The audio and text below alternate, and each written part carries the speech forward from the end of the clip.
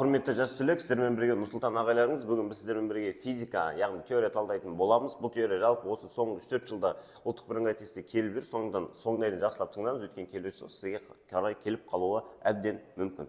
Кеттік. Сұйықтың газ күйге ауысуы деген сұрақ. Сұрақ солай. Біртіндеп тұрып нұсқаның бәрі, мен мына жерде 4 вариантын жаздым. 4 варианттың алдына ненің не білдіретінін барлығын жазып қойдым. Өйткені дәптерге конспект жазған ыңғайлы болсын деп. Әрқайсысын біртіндеп талдап шығамын. Өйткені келесі жолы сұрақ басқаша келіп қалуы мүмкін. Кеттік. Біріншісі, сұйықтың газға ауысу, яғни сұйық. Мысалы бір су тұрады, судың астына не бересің сен? Температура бересің. Шай қайнайды деп алайықшы. Сол шай қайнаған кезде сұйықтың бәрі таусылып буға айналады да, соңында шайдан ештеңе не істемейді, қалмайды.